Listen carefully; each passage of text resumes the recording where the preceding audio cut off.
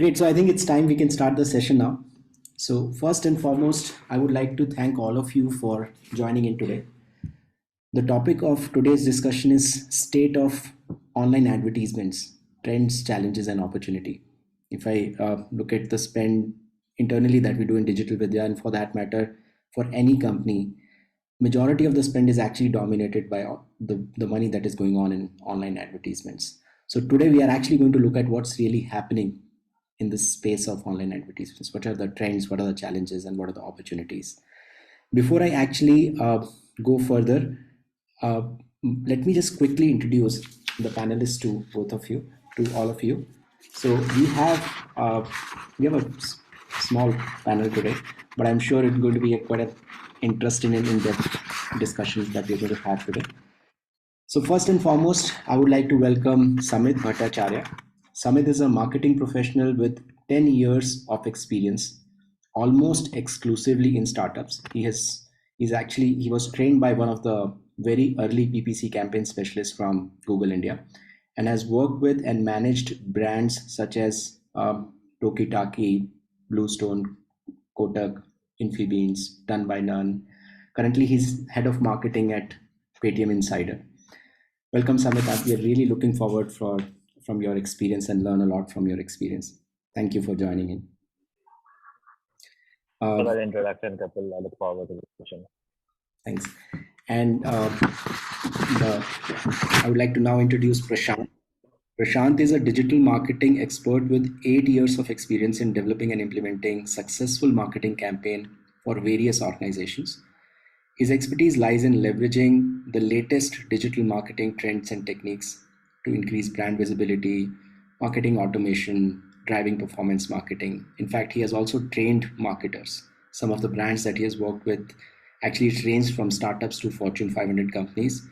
Brands like Cognizant, Great Learning, Imarticus, Hansraj College, Shraddha College. I can't see Digital Vidya as a name, Prashant. Probably we'll talk about that later.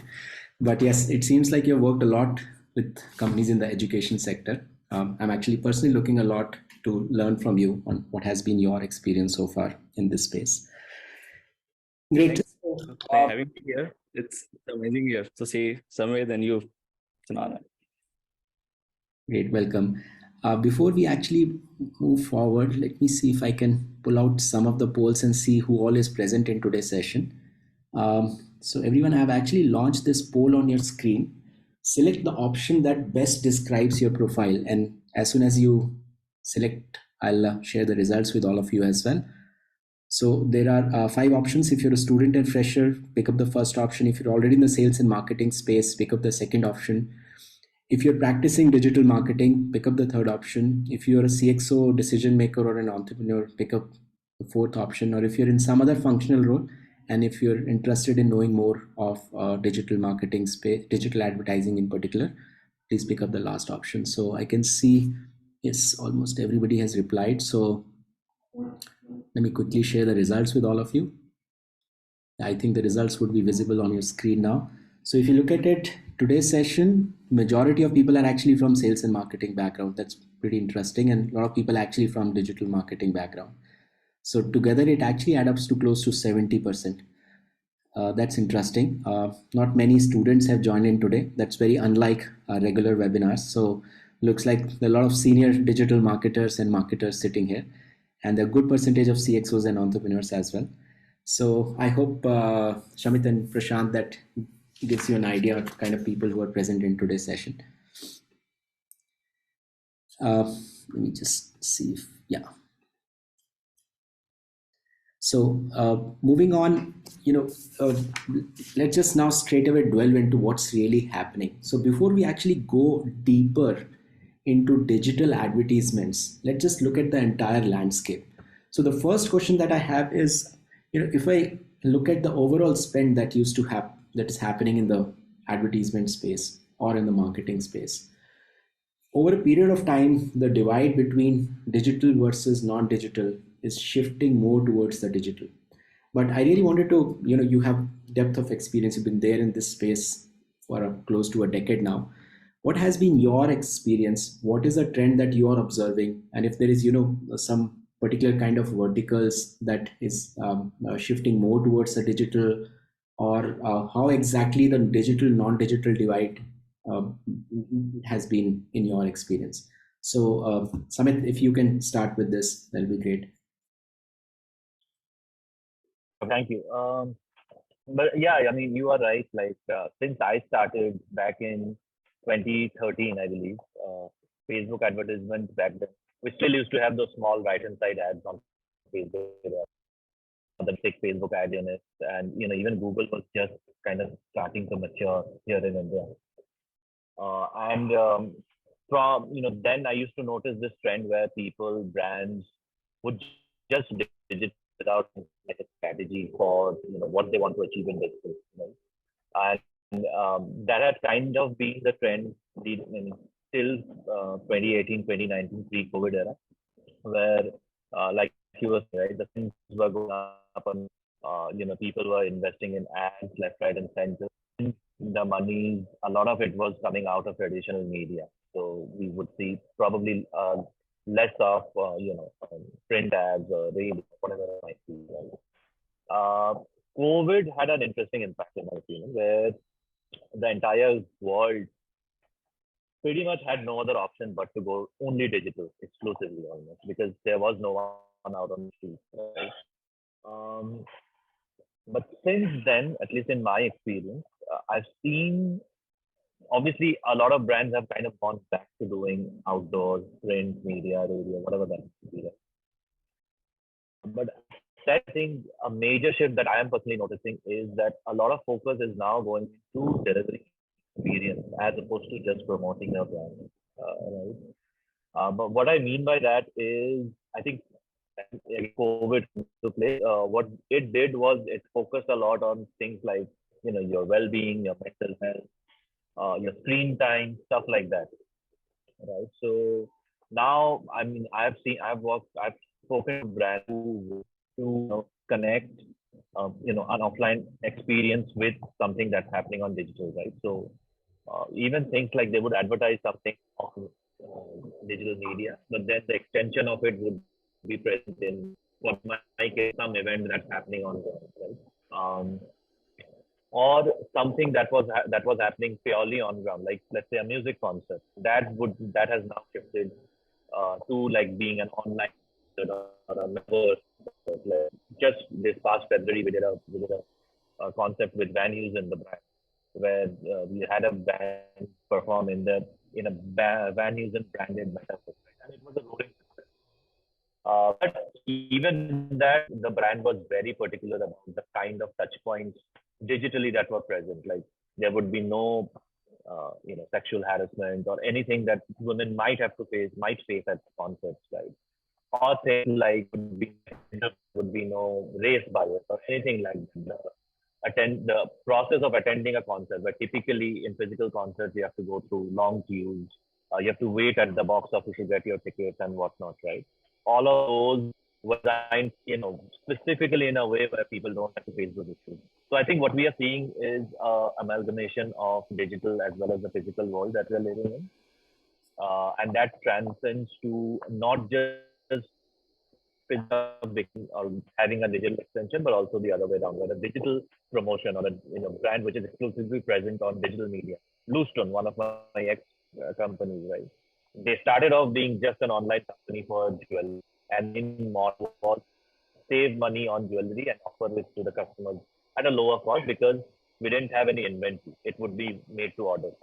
But now even Bluestone has a few stores across India, right? So it's all connected, and that is I think a major shift that Got it. So COVID has given a boost, but the integration with offline is where the lot of work is happening. Great. And in my opinion. add anything on top of that? Yeah, I mean, I'll definitely be agree with Samit what he said, that COVID has actually changed the entire mindset industry. So sometimes people talk about like we lost this, lost that, but it's just like a share market. It goes up, it goes down, and take a strength in it and go back with a bounce. That's what happened. It's just like a tiger who take a step back to jump, and that's what happened in the industry. this digital era. So what happened in by COVID, I remember that. Samit also said like in 2012 when I started into this industry, it was going like this, smooth, little up and smooth. Everything is normal. People have started coming to digital and following the Western culture. But from 2016, even 2014, the BJP campaign actually made a huge difference. And then Trump's campaign, it came into the picture that day. Then e-commerce industry boomed in India. Slowly, steadily, it started making up mind in people's mind. So if we see after COVID, what happened? Slowly, steadily, it became a huge surge into the digital advertising. Now, if you see, there are countries like Germany who are technically very advanced than India. But if you see the videos, see phone pay, Google Pay, these things in India, it's far better than those developed nations. It means the entire mindset, the culture of branding advertising has been changed. Earlier, we used to see the banners, newspaper advertisement still there. People are advertising those things, but in banners now there is a QR code attached to it. Even the Paytm, so many campaigns I have seen. So what they do, they organize these events, and at the background in the stage also there's scanner, there are many things going on. So this is the amalgamation of digital and non-digital both integrated together and really doing amazing. Got it, great. And in terms of, so I understand during COVID, in fact, we also experienced the same. In initial period, in fact, what we see was that our the value that we were getting from online advertisements suddenly increased. Most of the competition actually pulled back in a very early stage, but then in the later stage, it suddenly started to rise. So the example that you gave of a tiger, that's exactly the way it was occurring to me also. That for a moment, it has taken a step back, and then it moved like anything. And now, if I look at the current acquisition cost through digital, in our case, it's increasing on monthly basis. I'm not sure what you guys have been experiencing. So now, if you look at the current trend, so is there a particular set of verticals which are experiencing more growth, or is this growth spread across all verticals equally? Any one of you who wants to comment on the same? If you say I can start. Yeah, sure, Prashant. So I'll go with the last statement. All the verticals are growing simultaneously. All the verticals. If you take name of delivery companies, if you take the name of farmers, the industry in FMCG, retail, financial, all the industries are growing. Okay. Now I'll go back to the statement that I started with, Kapil, that acquisition cost has increased. That is actual scenario here. Actually. So every industry has increased, but that industry, the marketers like us, made people so smarter that they do not fall into the trap of so-called branding these days. Right? So once you scroll Instagram, 10 posts, I believe 3 posts or 4 posts are advertisement in general.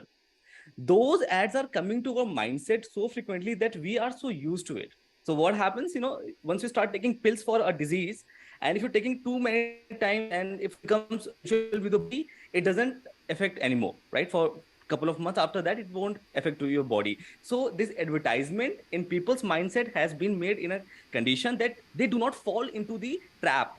We call it funnel. Actually, trap is a very new word. So that is a funnel. Now acquisition cost is what? Like person comes up to your brand, they engage with it, but if you fail somewhere to make them understand the word in first 3 seconds or five, because retention rate has been reduced a lot, right? If you're not able to make them understand your concept, your message, or your transparency in those 3 seconds, people will be gone, right? The bounce rate will increase. The somebody has asked like CTR, how to increase CTR. So the entire concept of this growth aspect is the transparency and the trust that you can create from the industry perspective. Going back to the same thing as you asked, like, is industry equivalent? All the sectors are growing. So yes, every sector is growing. The potential, a huge strength is there.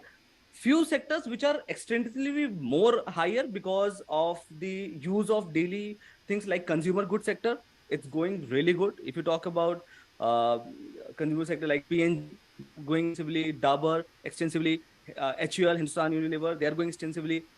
And second sector, which I call it is little too different, this, and that is AI, artificial intelligence. So technical part, any brand which is coming up with automation, any brand which is coming up with artificial intelligence or virtual reality or augmented reality has more edge than all other institutions or the companies which are not using these many new technologies in the industry. So they will have always the edge over the normal industries. That's it. Thank you. Got it. Got it. So I think so. Samit, do you agree that all the sectors have grown equally? Yeah, I mean, I do agree, but what I've also seen, at least in my kind of industry, is that this year was a spectacular year for.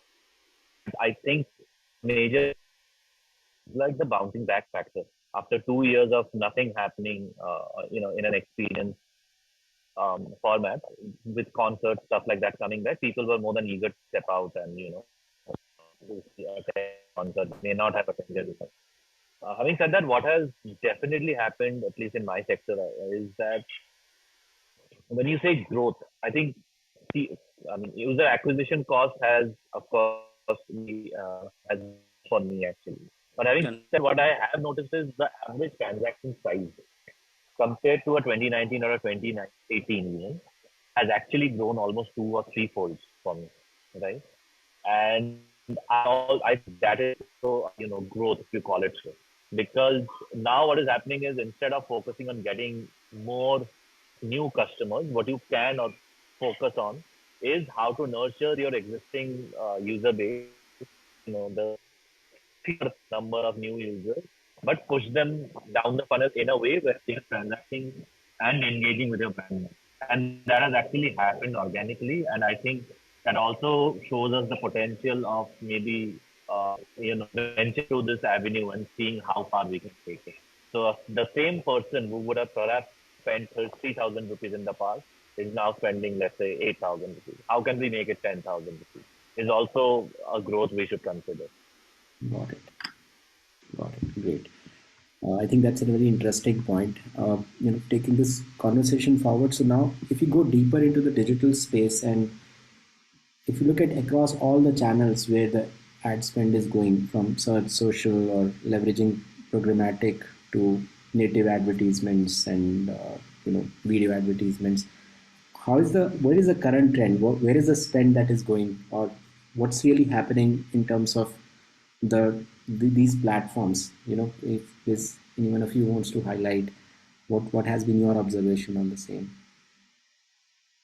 I think for me, like you started off the call saying, I think a good 78 mistake. Um, Obviously, Meta with its new products, new offerings, get like the lion's share of it, along with for me the Google network as well, which includes the because I can serve that audience which listens to music, watches videos, and stuff like that. But having said that, I think the format of ads that we are investing in is changing slowly. Like in the past maybe few months, the click to message option phase. And I was reading the other day, it has probably grown globally for Facebook as well. For us, definitely that's something that has worked. And I mean, we have tested this hypothesis, and it is something that has worked for us, where people tend to prefer to talk to someone right on the screen or on the other side of the phone, right? So instead of clicking on a banner and coming to a website where perhaps the same information is there, if you could click on a chat button and go to a chat box on Facebook Messenger, where you can actually converse with a real person, I think people tend to prefer it. So that is actually one way our CTRs have also gone. So to answer your question, I think more than the platform shift, I think the format shift is happening. Instagram, obviously, especially after TikTok was banned, short format video, promoting those, they are working wonders for us. And I think Twitter has been in this for the at least, and we have started investing slightly more than we used to on Twitter, and we are seeing good results. Especially, I would say if there is like a big name or a celebrity, say, involved in conversation, that tends to get a lot of traction on Twitter as compared to even Meta, I would say. So yeah, I mean, broadly speaking, there are also elements of like we do some Quora advertisements, we do promotions on Reddit, sometimes on Snapchat. Really depends on the audience we are trying to target here. But the bulk of it is, I think, still Meta, Google network, and Twitter for us. Got it. Got it. Prashant, you would like to add what has been your experience in terms of channels? Yeah, so in channels, see, I have seen the marketing for BMW, Levi's, and these brands, big brands we are actually catering to. Channels currently in trend are one point I agree with Samit also, that is influencer marketing a lot. So there, the spend has increased drastically. I mean, I think from the last year we have added 40% more budget on influencer marketing, smaller and bigger, all the brands. So that's a one phase where we are getting huge tractions, because that way the cost is less. Plus, because that story, that concept, that video stays on their profile, and anyone who comes to that, it's just work as SEO in social media profile. So there, the influencer marketing is the one thing. Second things, we have added budget on reels. So instead of putting videos on YouTube, now we are promoting more on reels, and it is giving us better conversion than any other platforms, right? And major, obviously, yes, major will always be Meta and Google, right? And totally depends upon the kind of product we have in the market. We totally do that. Outside India, although there are few platforms which are performing better than Meta and Google for us. So like Snapchat is performing pretty good to us, and TikTok, which India we do not do, but outside India we have seen huge growth on TikTok, and it's not gonna come to India, so that's why there's no sense of talking about. But Pinterest is not opened advertisement in India yet, so but we have seen good growth on Pinterest for our good companies outside India. So all these channels are working, but totally depends upon the audience that you are catering to. And in general, if you see overall, so anything which involves videos in it, right, shorter videos, those are much better. So in that case, influencer marketing and videos both come together. And that's why the investment on reels, which you mentioned, right? Yes, Great. So, uh, before taking this conversation forward, one thing that I want your opinion on is you mentioned earlier about the role of AI in the correct. advertisement space, right? So while I mean internally, if I actually look at the way our marketing team has been operating, the good amount of the content marketing work has been shifted there from writing the video scripts to, in fact, to finalize the questions that I would going to ask. I actually first went to Chat GPT and exported a list, and then I tried to put my mind on it. So it actually, rather than spending 2 hours, 15 minutes of work was good enough, right? So like that, I think for most of the activities, somewhere the AI has been, the role of AI is there as far as the work of the marketing team is concerned, particularly related to managing digital advertisements. Where does AI or AI related tools really fits in, or how much are you really using it right now? Okay, so not many of the industries from digital advertisement has shifted to AI, because it's still see, it's about programmatic ads, right? If you talk about Google ads, and they are making many frequent changes, right? Samit also mentioned, like in long back in Meta was very basic normal campaign creation or something, but nowadays they have their attributions as well. They were working upon time decay attribution and many attribution model. So we measure the parameters of customer journey, right? First they click this, and 40% weightage to that, 20% weightage third. But nowadays they have rolled out these updates. They are going to shut it down, and they already coming back to the artificial intelligence based data driven models. So there you do not need to worry upon different attribution and setting up the psychology. They automatically tells you this is how it, this consumer path is there. So artificial intelligence has already been rolled out. We are using it on a daily basis. If I talk about it, AI Hotjar is a very perfect example of artificial intelligence, right? So what they do, they just capture the entire moment, the heat of people who are doing certain activities within a website, and that's also the part of machine learning and artificial intelligence, where we find okay, the people are spending so much time on this page, clicking this button, so we make try to make it more better and put the task over there. So that's in case which AI. Talking about the tools for artificial intelligence, they are not many yet. They are still underbuilt. They are creating it, but industries totally, if I say, even for Cognizant, the company I'm working with, they refuse to work with ChatGPT. They shut down ChatGPT from their entire server. So why? Because you see that using these tools is actually a good thing, but up to some extent. For you that you are so experienced in this thing, if you use ChatGPT, your work will shut down, close down from 2 hours to 15 minutes. That's fine. But people who are entering into the market, what they are doing, they are utilizing this tool in a different manner. We have given tasks to people to perform the task. Once we have a process knowledge test and we ask people to give the answers, what they do, they write this kind of answers which looks identical and see that, okay, wow, how it could be so good. And then we check it with copy.ai and find, oh, everybody is copying from ChatGPT. So it means they're killing their mindset. The creativity is going down. They ask ChatGPT or future.ai, like, just create this image and we are going to post in our website or something. So it has good and bad both phases. What I talk about, industry is refusing to use more than 40% of the utilization of AI. 60% people are actually using it, but the tools are still limited. Not many tools came into the market, and still we prefer honesty, because social media and all these platforms are already building their artificial intelligence. We do not need that much from outside world. Got it. Got it. Great. So, Samit, since we let's move to the next phase in our discussion. So, you worked a lot with startups, right? And if a startup approaches you, I'm sure that a lot of people in the audience would be at that stage, and they want to actually create their media plan.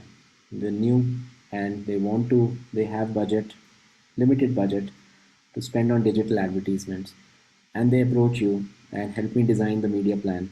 So, what is a typical set of questions they should ask themselves? How should they really approach so that they really get the right mix at this stage? So the first thing that any marketer needs to answer before even putting paper any plan, media plan, or distribution plan, would be the audience they're trying to cater to, right? If you are selling a product or a service, in my opinion, one should have a clear idea as to who the audience, right? If that means building out a persona shot, or at the very least, you should know a few people in real life who would be, a customer of your product whenever that hits them out. So once you identify customer, next step is identify where that customer is likely to be at any given time. Will it be someone who would be browsing Facebook, or will it be someone who would not browse Facebook but let's say browse Instagram, or will it be someone who would go outdoor and kind of walk around the city quite a bit? And honestly, the media plan then comes down to how you would like to reach that particular person, right? If it's let's say, for example, if it's let's say I'm hosting an event which is for a slightly older demographic, let's say a conference, and I'm selling tickets to a conference, right? Then I would probably go into slightly more traditional media, newspapers, maybe digital newspaper photos. I would target videos that are probably slightly more information related as opposed to entertainment, right? If it's a pure college crowd, then probably Facebook altogether, because kids these days don't really prefer Facebook. I would probably shift to something like an Instagram. If it's the US, I'll probably move to a TikTok, right? So number one, like I said, some to know where your audience is present, right? And number three, depending on where your audience is present, plus the cost-effective ROI of each channel, you distribute your whatever budget you have accordingly. So if you have 100 rupees, the print ad might cost 40 rupees, whereas you might get 10 times the impression on Facebook for that same 40 rupees, right? Which is fair. But then you have to take a call as a marketer, and this is where your expertise as a marketer comes in as to how we would split that 40 rupees. Will you invest it all on one newspaper ad? Will you take 20 rupees on Facebook and 20 rupees on the newspaper ad and make it like a quarter page instead of a half page or whatever? That again, there is fixed to it, right? It comes with experience. You have to do a few things. You have to see the impact, and then if something doesn't work, you have to rectify it in the next iteration. Generally, that is how I approach things. like there is no one formula. There is no formula where I can answer. Okay, this is how you build a media plan. If anyone does it, I would go, you know, so much to say that it's probably not the right way to do it. It's just that you basically media plan is nothing but a calculated, uh, I wouldn't say risk, but a calculated approach as to how you would like to spend your money. It is never foolproof. You will never get ROI that is 100% plus at the time. Not how it works. Otherwise, everyone would have applied that formula in market. Every product would have been successful. Uh, but yeah, I mean, it comes with experience. You have to try a few things. You have to, most importantly, know how to measure the impact of certain investment you have done, whether it has been a successful investment or not, and then evolve your media plan as you grow in your career in a way that in a few years' time, you would come to a stage where 80% of the things you can blindly do without even having to refer to any data. Right? Only the 80% is weak from time to time. So whether you're a startup or a established company, there is no escape from knowing your customer. Right? How much money you spend, to what depth you evaluate it, it may varies, but that's where you need to start from. Another critical point, Samit, you mentioned is about, check whether you're getting positive ROI, how to set the measurability structure in place. Excellent. I think more than execution analysis and setting up campaign of your options in a way where you can capture data points that you can analyze because you can get lost in data, right? There is so much data flying, but you should know what to look at. You should know how to analyze it. I think that is the key part of marketing these days, especially digital marketing. It gives you so much data to analyze. Once you analyze your stuff, doing things is easy. Actually. It's the analysis and the takeaway from the analysis that you do that is the difficult part. Got it. And is there any tips or any, those don'ts on how to do that analysis? Like you mentioned, there's so many metrics, right? You may get paralyzed by it. What is how, if I have to set up a measurability infrastructure, measure the ROI, take a decision also, do the right analysis, based on your learnings, are there some, these are the things these are the guidelines you should follow, as far as the measurement part is concerned. Anything you would like to share? Yeah, I mean, again, first thing you should know, in my opinion, is what you're trying to track, right? Is Mhm, it clicks? Is it impressions? Is it ROI? mhm, mhm, mhm. One thing we should be all mindful of is a single campaign cannot solve all your problems. Okay? You have to know what is the critical factor. Ultimately, conversion of sales is something that everyone is after, right? But it takes a few steps to get there. You cannot do it in the first or the second campaign itself. So maybe first thing you do is do an impression and you set up 5, 6 different campaigns in a way where the only thing you're looking at is CPM, and the lowest CPM is something that you would consider a success. Mhm, Second is maybe improve the applicability, the CTRs of your ad. So you're now working on creative design. So what you're testing is basically the ad, and this actually goes back to answering one of the questions that was asked: how to improve CTR, right? So yeah. you have CTR basically a function of how attractive your ad is to a given audience, right? So you have to test things like whether I should put faces on ads, whether I should put 2 lines or 1 line, whether the line should be all bold, all capital letters, or whether I bold letters, whether it should, what font should I use. These are all small things, right? But you can actually test out and measure each of these things. And then at the end of it, okay, for my product, my audience prefers 1 line, all letter with an exclamation mark at the end, with someone's face right below the text. So that is my ideal kind of creative. That is what gives me highest CPR. Those model of creatives now you take to a conversion campaign. Differences with the same creative or similar creatives, right? And third step is because you have already set your campaign type, which is giving you lowest CPM. You have known which ad type is giving you highest CTR. Now you're only focusing on conversion, which counts as target. Now you optimize on the audience. Now you put the three things together over a campaign of, let's say, 1 month, and you will see your results are remarkably better than what it was 1 month before. Got it. Great. Prashant, anything you would like to add on top of it? While he has summed it up very well. He actually ended up very well, actually very detailed about it. We also follow the same strategy while we creating the funnel also. We throttle down in 3 steps. The first, we always sheet is the best thing. So Excel sheet we created. Few things we measure always, which I have seen marketers do not do. Samit will also agree with that. That when they are creating the campaigns, suppose for awareness phase also, it is much important there. First, you need to put money into the industry, and as he said, that when you are creating advertisement, one plaster image should not be there. Like you created a awareness campaign or conversion campaign, you put picture of like, okay, I am just gonna wait for entire 7 days and see if the conversion is going down or better, and then compare with another ad which we did on the past. So it should not be the case. When you're creating the media plan, always keep this in track for Google or for talking about in general. Always have A/B testing at least within one ad set or ad group. You should have at least 3 ads to check between different parameters. The parameters could be the audience that you're targeting. Parameter could be the segment you're targeting, where one thing people will miss out, right? And just to give an example here, but before that, the third point is that the kind of graphics or creative you are using. So placement, audience, and creative. These 3 things should also be there for A/B testing in whatever state you are catering to. That doesn't matter.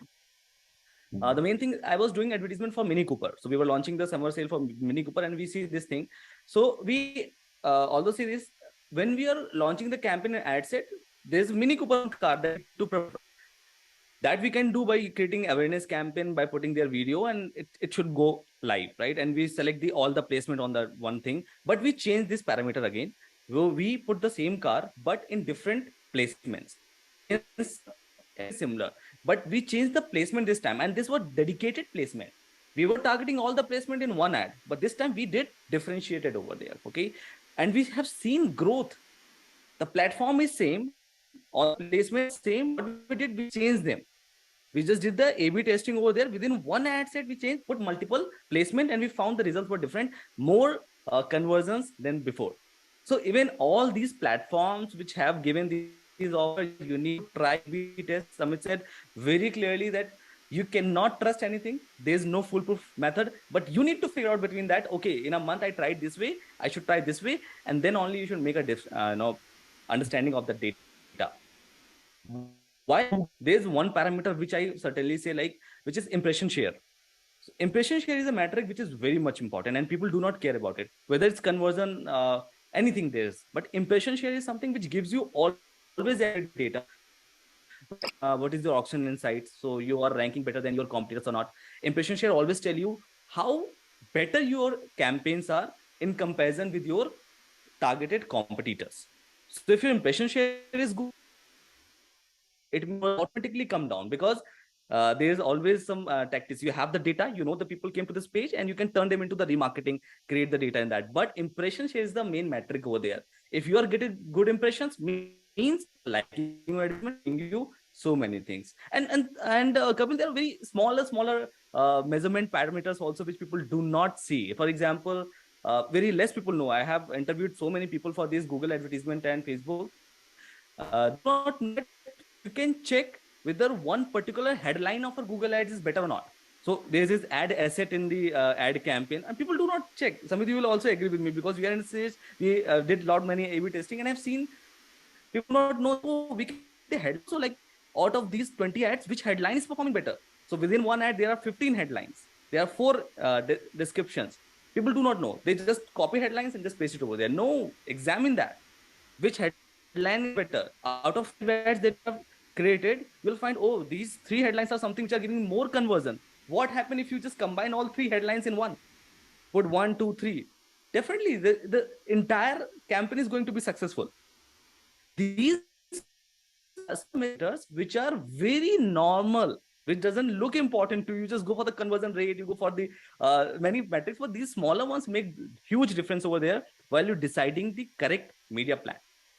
Wow. So for my Great. Thanks a lot, Prashant, for sharing all those tips. I'm sure the question related to how to improve your CTR is now really answered. I mean, you've given too many tips for everyone. That's great. So another question I have is that, so typically if you have to spend money on digital ads, right? This way, like at Digital Vidya, we don't do it through any agency. We have our internal team, And while since there's a lot of trainers also involved, a lot of experts also there, so we're getting that, the tips and guidelines from all over the places, and because of which we are able to handle it properly. But if someone has to decide whether should I spend it directly or get it done through some agency, what are the kind of things they should actually consider before taking a call on that? Any suggestions to maybe the entrepreneurs or the CXOs in this regard? Any one of you?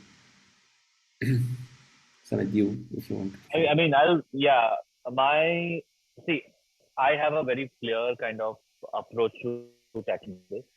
I only go with agencies when there is a problem with scale.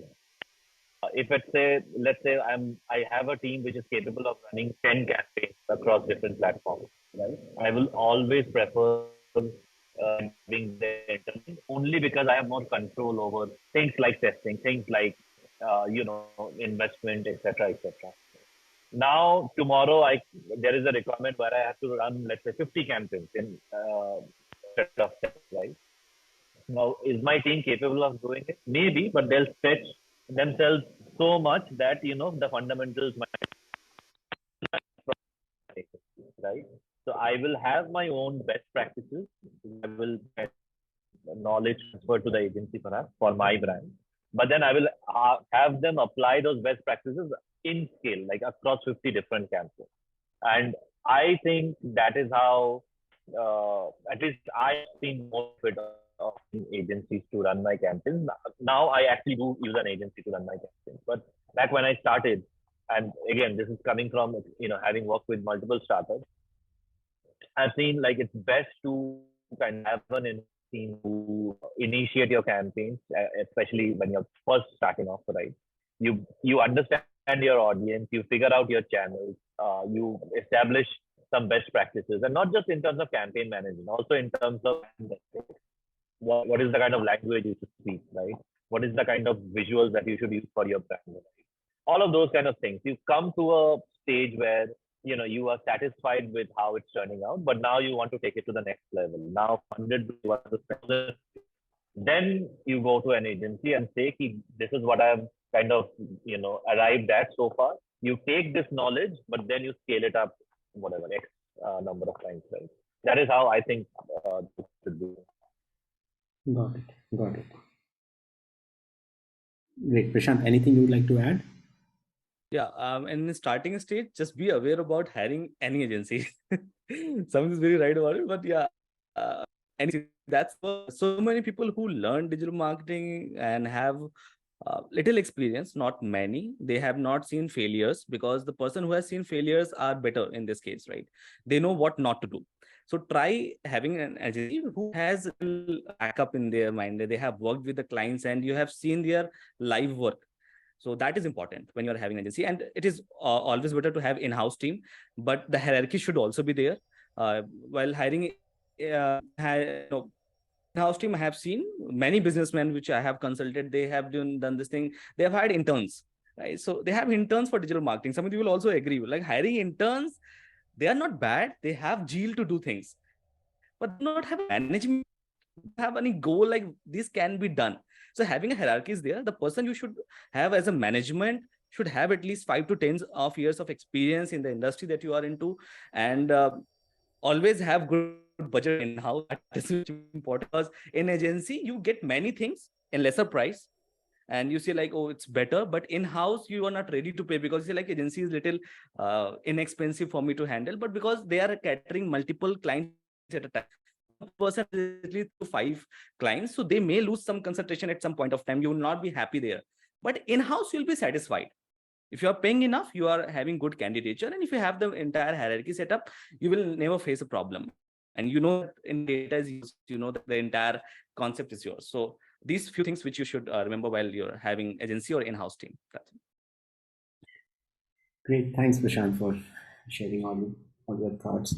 So let's just take a few questions from the audience. Like, there are some which are actually directly addressed, Samit, to you and Prashant. I think Harman has posted a lot of questions. So let me start from the beginning. I think, Samit, you initially said the transaction side has moved up, right?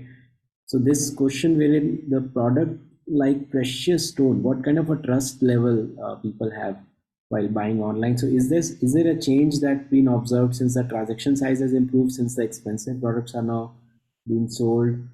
Anything that For sure, for sure.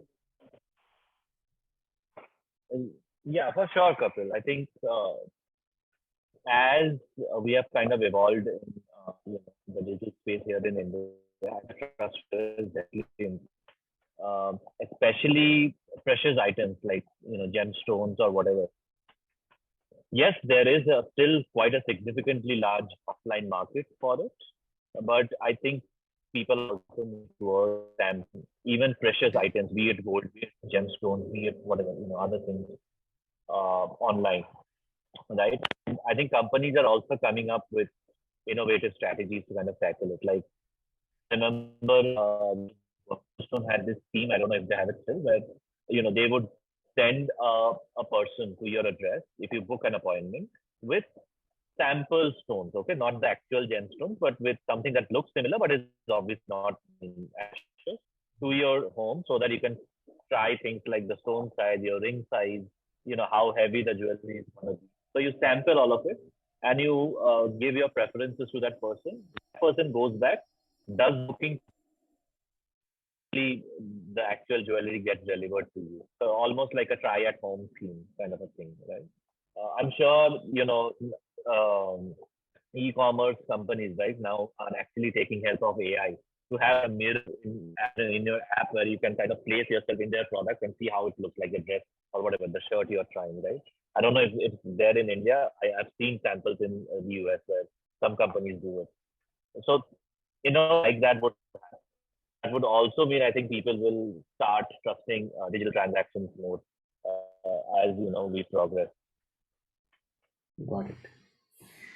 Great. So I'll take up the questions posted by Harmanjeet Singh now. So one of the question, Prashant, for you is you mentioned about advertising via real platforms. What are the challenges that you have faced, and how are you overcoming them?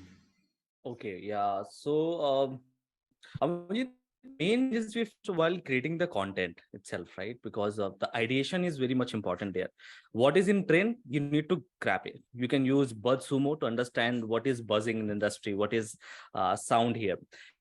You can you need to hold the entire moment over there. What is going on? What kind of audience is there who's watching your reels, right? What kind of comments you are getting? How many likes you are getting? And even though you are getting likes or shares, sometimes you can check the data with the even Instagram also, or whatever platform you are using for reels. Who are liking that? So if you spend good 5 to 10 hours over there with your team to understand, like, okay, people who are liking, they are this age group, they use this kind, their profile is this, their post is this, so you'll get an idea over there what kind of audience it is there. And on the basis of that ideas, what are their likes and dislikes, you can create or modify your content. So we generally test for 7 days for these things. We put 7 reels, and we try to analyze these things up and down, the audience change, the kind of content we are putting, the lighting we are putting. Even you see my setup here, right? What I'm doing, a little difference here and made everything. Reel is something दिखता है वो बिकता है kind of stuff, right? 3 second में अगर आप दिखा दिया show and on some a very striking thing, they will stick to you and they will follow you. Yeah. So it's about the creating the trust over there. Whether whatever product you have, the challenges we have faced are the simple ones. We created the reels with normal lighting and change with very hypothetical lighting, a very automation, a very classy bumping up graphics over there, and it worked very well. These days, if you're putting reel with your face on, like suppose I'm just doing that and I'll create a reel here, it will work, but it might not. The same time, if I put the captions here, it becomes very easy for somebody to read and to take the emotions out of this message also, and they will interact. Okay, and the same text I'll put like here, here, here, here, here. Their entire movement cap, and they definitely stick with your reel. So these few things that you can check, and we learned it with our way that we practice it and we see like, okay, this is working. Top influencer, they are doing this. Whenever you are starting up your reel, it should not be like, hi, my name is Prashant and I'm doing. Are you facing challenges in digital marketing? I have generated 10,000 leads. Now, this is something that you see on a daily basis most of the time. Why? Because the problem is there, and then the solution, and then who you are. Reverse psychology is working. See, there's Vibhav Sisney, right, has done a very remarkable campaign in LinkedIn when he was launching his course actually for LinkedIn advertising. And he did this thing, he did the reverse psychology game. He created an ad campaign and said that that was a reel, actually, basic reel on LinkedIn. And said that website very bad. इतना बेकार course, how can be so difficult. So लोगों को लगा हाँ ऐसा क्या है, किसके बारे में बात हो रही है, what they are talking about, there is something bad happening, they want to say okay what is, and at that turn they switch it. So these kind of cases you try. Of course, there is a line which you need to just the threshold, you need to little cross, not entirely, but you need to maintain it. So that's the challenge we faced, and we came up with these different additions. Got it. Got it. Great, Prashant. And Harman, one learning we had recently, I would like to add, there is a concept called creative fatigue. So what happens is that if you have a video and the performance goes down after a few days, and suddenly if you change that, like what we used to do is the same script recorded by someone else and change it after 3 days, and suddenly the performance will start going back again up. So that was something very surprising to us, but when we realize it, we realize that that's something that's working very well in all the reels that we were creating. So rest, I think Prashant has shared a lot. Your next question is related to B2B influential marketing. I think that's area we haven't touched. B2B influential marketing. So how you use employee advocacy to Advocacy.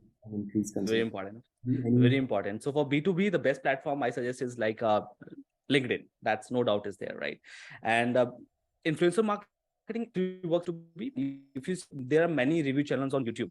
So what they're doing, they're reviewing basically everything. So from the watch to this phone to anything, they are reviewing it, right? And that is the part of B2B. Although they are catering to customers, but eventually is obviously tagging to some businesses also, because you see in Cognizant we buy things in bulk, right? Suppose your people, you need to provide the laptops, people you need to provide the dongle services from UPS and everything. Anything can be for businesses.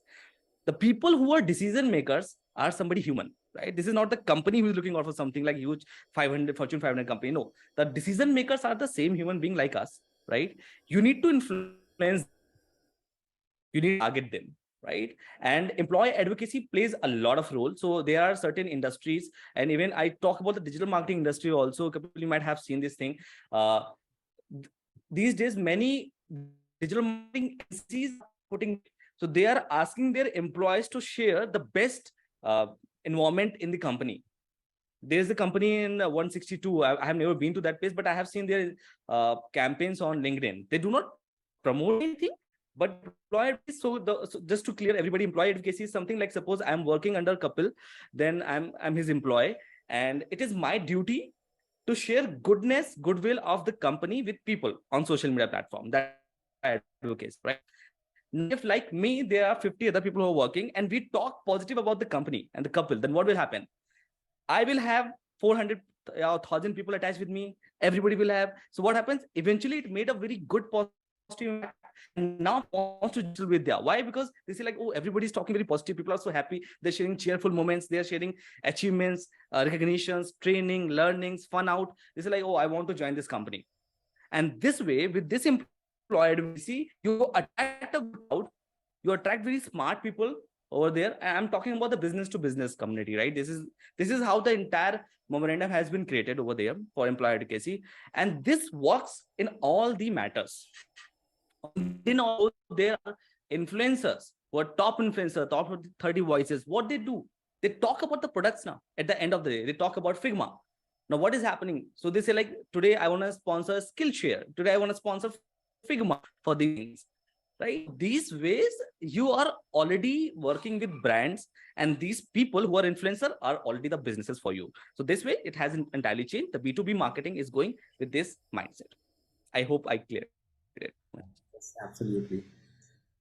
Anything you would like to add on top of it, Samit? No, I think Prashant was very clear. I absolutely agree with him. I think we sometimes took away, right, influencers. Now, if we say, take a step back and think, who are the people who influences us most in our life? It's mostly family and friends, right? So when it comes to B2B, especially are typically expensive products or services that we can, kind of take, right? So who would it be that I would listen to? Some random celebrity talking about it on TV, or a really well, informed colleague of mine in a company telling me about the goodness of some product that he or she has used herself, right? I think the latter. And especially with B2B, I think that is where employee advocacy and stuff like that comes in, because you're hearing it for years as known face on TV or on screen.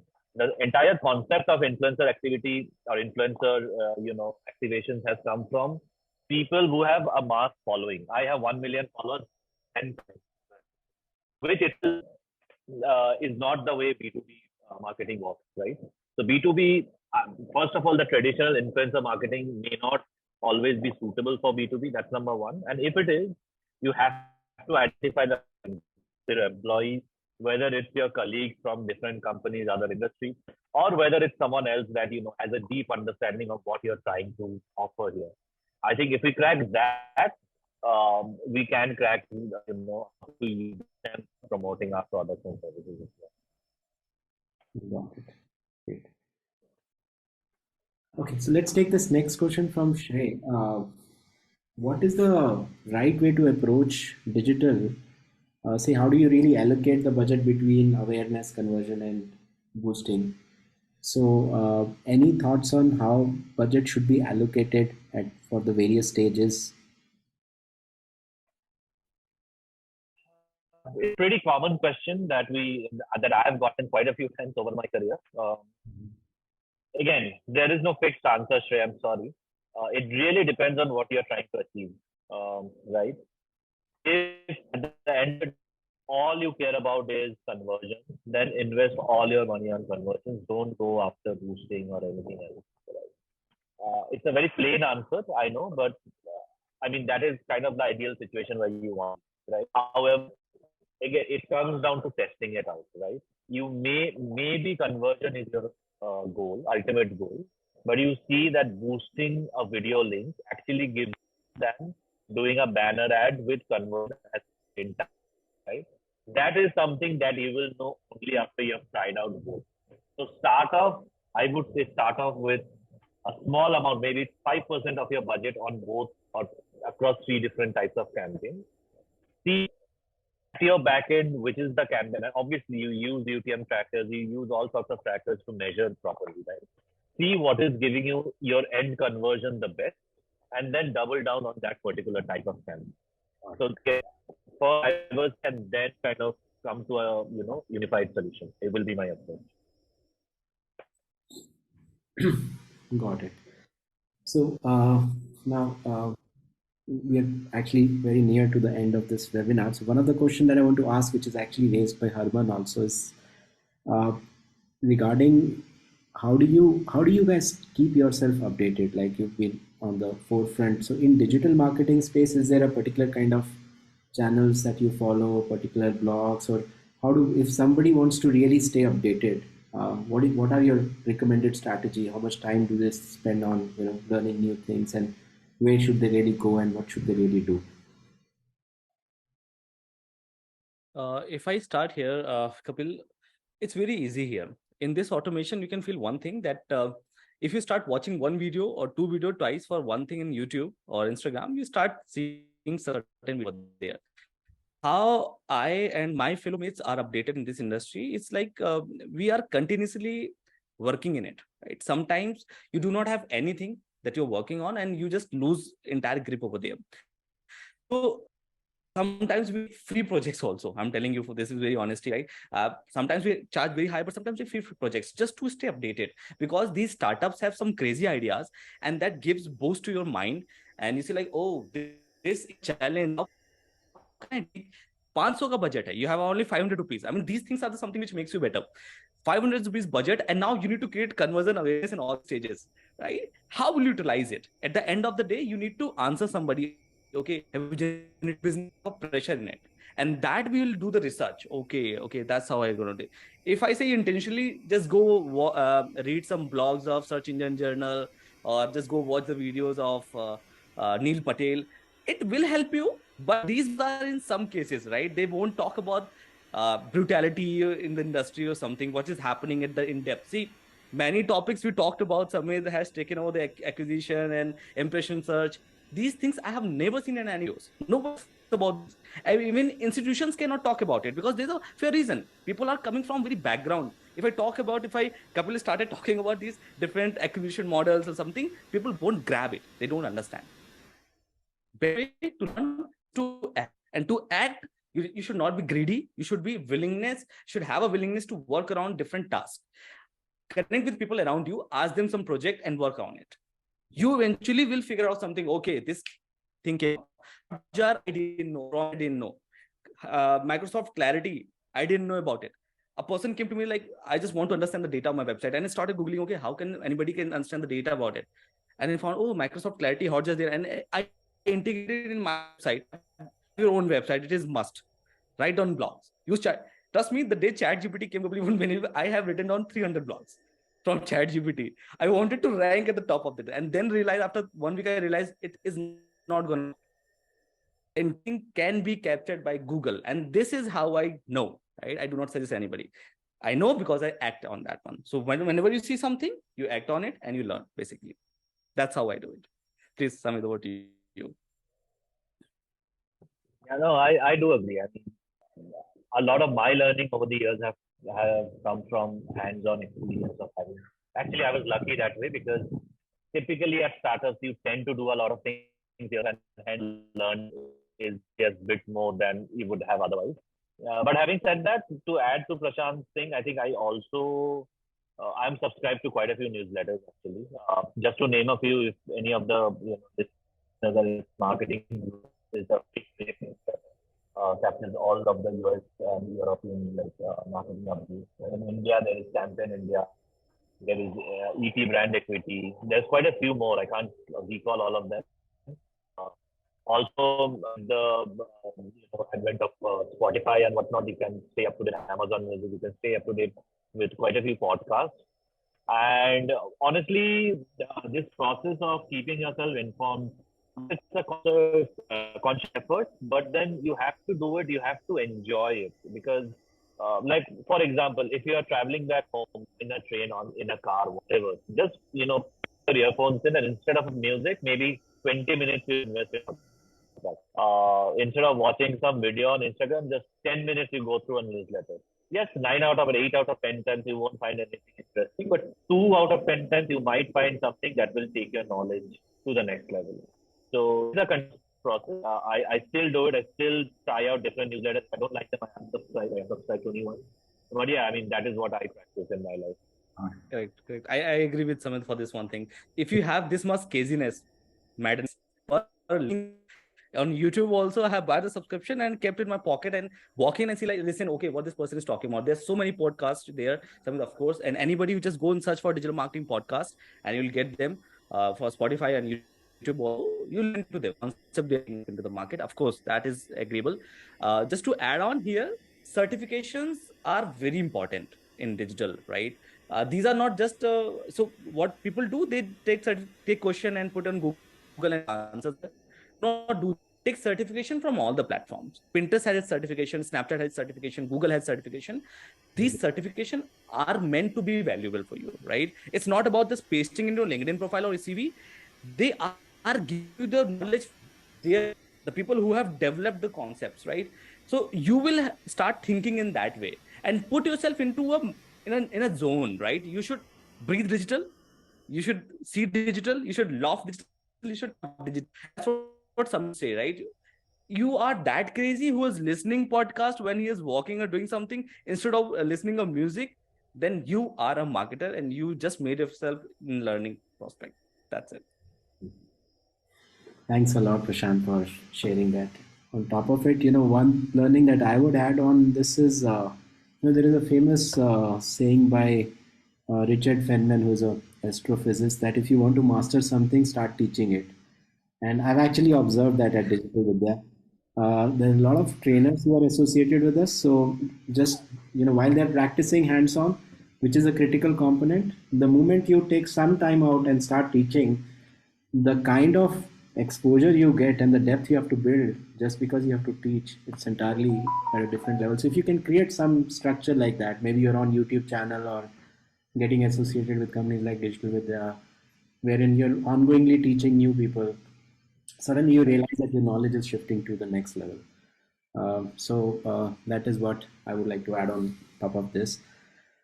So at this point, I think we've already exceeded the session by 5 minutes, and I personally learned a lot. A lot of things got revised for me. A lot of been a long time since I've run digital ads, but I think Samit and Prashant really recreated the whole world for all of us. Thank you very much, and I've learned a lot. I'm sure everybody have gained a lot out of your experience. Thanks a lot once again for taking time out. So thanks, Prashant. Thanks, Amit. That is fine. Thank you so much Thank you, for Kapil. having It us. was a pleasure, and I hope we can do it. Yes, it was so exciting. All right. Thank you so much, everyone. Everyone, I just forgot. Just have not just feedback on your screen. So how the session has been for you. Just you can just whatever is your opinion. Just mention that, and I'll just wait for another 2 seconds for all of you to please complete it, and then we'll move on to the next stage. 73% if you already done it. Okay, I'll just count till 5, then I'll close it. 1, 2, 3, 4, and 5. Thank you. Thanks a lot. So thank you, everybody. And thanks, Samit. Thanks, Prashant. The session is now closed. Thank you. Have a good day. Bye bye. Good day, guys. Thanks. Bye, guys.